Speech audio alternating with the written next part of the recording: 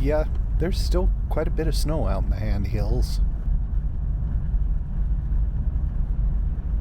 Here at the Hand Hills Rodeo grounds, there was so much snow that I really couldn't make out any details from the ground. So I put up my little copter to have a better look. That's Hand Hills Lake. It practically blends right into the shoreline.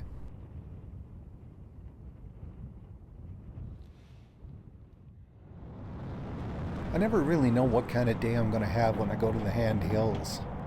It's an absolutely gorgeous part of Alberta.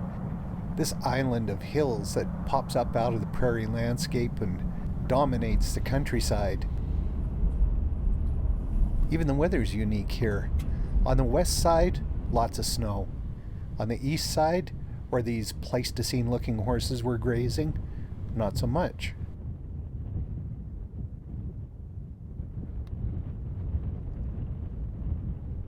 But even though there was less snow, there was still plenty.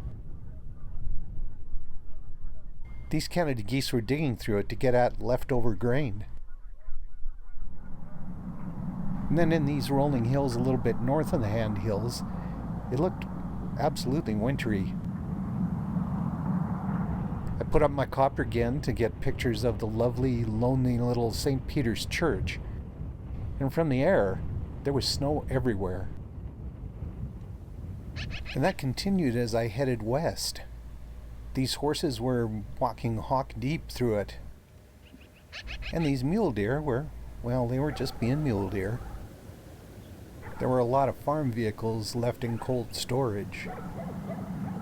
And if not for the plowed off gravel, this road would have blended right in. But by the time I got to downtown Delia, the cold wind that had been blowing all morning had backed off, and things were starting to melt. Meltwater was seeping out onto the ice of these beaver ponds back in the Hand Hills south of Delia. And putting up my little copter once again to fly toward Dorothy, I could see from the air that the hilltops were almost bare.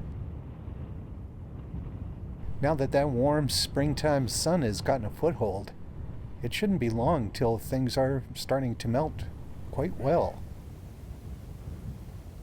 In fact, pulling over to shoot pictures of these cattle, my truck actually got stuck in the roadside mud for a minute.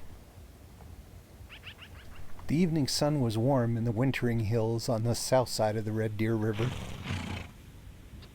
And looking back to the northeast, I could see the Hand Hills rising above the plains. It hadn't been particularly spring-like up in the Hand Hills, nor had it been further north or here in the wintering hills.